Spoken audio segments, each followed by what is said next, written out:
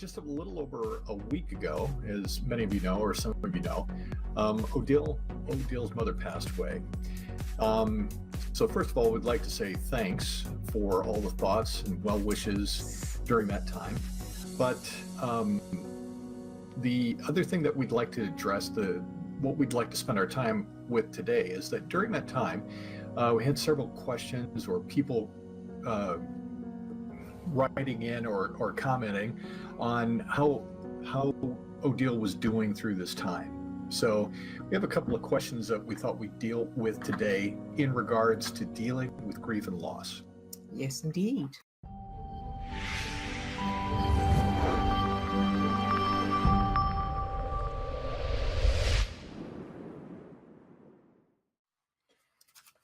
You have them there. I have them with There's me. some you prepared earlier.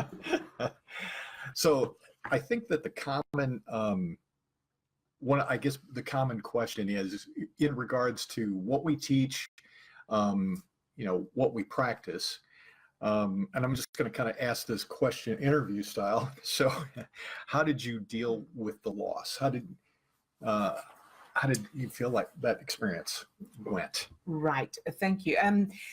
So I think it's important to first of all recognize that responding to grief and loss with sadness and tears and all that is perfectly normal and natural. It's a human response, and there's nothing wrong with it.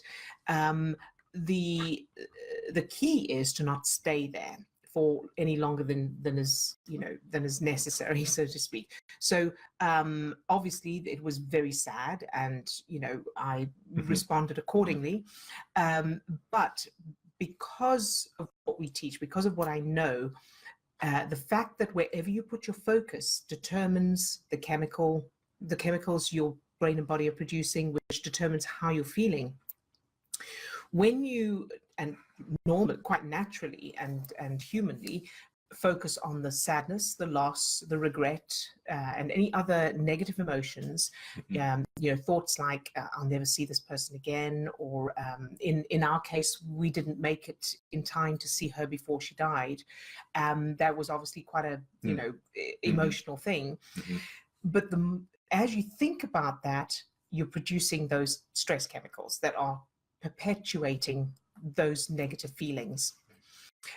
On the other hand, when you switch your focus to everything you loved about the person, what you appreciated about them, the connection between you, those kind of things, then you're producing different chemicals that make you feel good. And I know that a lot of people, and I had it myself to a certain extent, briefly, feel, well, if I'm not feeling bad, then it means I didn't care, or I don't, I'm not going to miss the person, or I never loved them. That's a very natural feeling to have. But when you think about it, we would all like to be remembered for being funny, loving, compassionate, kind, talented. There are all those wonderful things that we want to be remembered for, rather than the sadness, the loss, the circumstances of how we made our exit, or those kind of things. Right. So we all want to, when our loved ones think of us, we would prefer them to feel love and connection than pain and missing. So so that's a thing to remind you, and I reminded myself of that in the middle of it all, is to focus on what you loved about the person, the connection you have with the person, and your favorite memories of them, some of the funny stuff. Now, very importantly, and I made a note of this when it was happening in my experience, so that I could share it with others as well, is that it's not a one-off fix. So it's not like you feel the pain and the sadness, you redirect to the good stuff, and then the problem is solved. So I think it's really important to expect, understand, and acknowledge and be aware that you will keep wandering back to the sad stuff, because it's part of our survival mechanism, our survival system, which is to focus on the bad stuff in order to survive. And in this case, of course, it's not needed to survive. You number one, accept it as natural, and number two, just keep redirecting. So every time my mind wandered to the bad stuff and the sad stuff, I just redirected it, kept redirecting. And if you think of it like we've said before, house training a puppy. So you don't expect the puppy to, it goes to pee on the floor, you pick it up and you put it outside. You don't expect that to be the end of it, one off. So it's going to happen. Maybe some people do, but it's going to happen over and over, and you just have to keep picking the puppy up, putting it outside, until eventually the puppy's made that connection between peeing and being outside, and it does it on its own. And this is the same, where your mind keeps wandering to the sadness, the missing, the whatever else is there, the bad stuff, and you just keep calmly, without getting frustrated or seeing it as oh, it's not working or anything like that. Just keep redirecting until your brain makes the connection between that person and the good feelings, the good memories, the good stuff, so that it then automatically, you think of that person and you feel the love and the appreciation and the connection. Right. I think that was well. I think you may have answered both of them. The other question that I had written down that, it's like, did you use what you teach, and did it help, or what did you use that helped?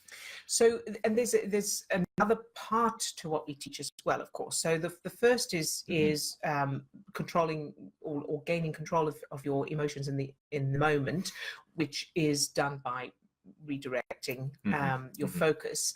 And I have to say that obviously because I've been using ESC for a long time now, that was that was huge. That was a huge impact or help to me as well. So it just, can I jump in there for just a second? And so there may be people that don't know what ESC is, and then additionally, what about ESC helped you in that moment? So ESC, first of all, ESC stands for emotional state conditioning, and that helped you how? What is it? How did it help?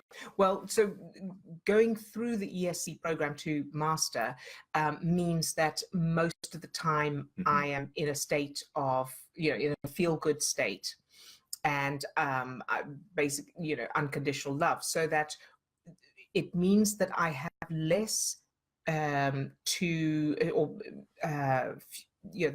concentration of stress chemicals in my system as a default is much lower. So I don't have as much to overcome. It's not as strong. And I also use zero tolerance to the slightest, the beginning of negative thoughts or feelings. Right. So I think it's just that my body's conditioned to feel good more than to feel bad now, whereas in the past it wasn't. It was. So it's the way I see it, in the way that we teach ESC, is that it's a training program. That you're training yourself to be. It's like, I'm thinking about my training as a Boy Scout. We had an emergency preparedness, training program. So you're kind of training yourself to be in a place of being prepared for an emergency situation or a state. So I think that ESC also has that ability too. Right. And then the other part to it is, of course, changing childhood memories. And so everybody's response to, or everybody's automatic response to loss, to losing someone, is going to be different and dependent on what references they already have. So I had already changed, all the ones I could find, the bad references in my childhood that would relate to loss. So that also made it quicker and smoother to be able to switch the focus from, as I say, that it's natural to feel sadness and to have a cry and that kind of thing, but it was smoother and quicker to switch it to love, appreciation, admiration, and gratitude, those kind of things. So I think that's about it. Yeah, and I maybe just as a kind of an impromptu follow-up, because this is relatively recent experience, and so how would you feel like your dealing with it now, where are you at like a week and a half on from that? Do you feel like are you still feeling some residual effects of the loss, that kind of thing? So I think the main thing I'm feeling right now is jet lag. I don't often have it, but for some reason, I think it's the 3 48 different hours of time zones and 44 hours of traveling. So I'm recovering from that. Yeah. And really what I'm feeling now is mostly appreciation, love, connection. And so when I think of my mum now, I see her laughing, because she would love to laugh, and she would laugh literally until she cried, tears rolling down her cheeks. So that is the connection I've made in my brain now. That's basically where I am right now. Yeah. So I think that kind of wraps it up for us today. Just summary on that is, to continue to practice redirecting focus, and what we're feeling has to do with what we're focusing on. Mm-hmm. And we can continue to work on practicing ESC and working on changing up the childhood references that are there that support the triggering events in the first place. Very good. So we'll see you all next week. Have a great week. Bye. Bye for now.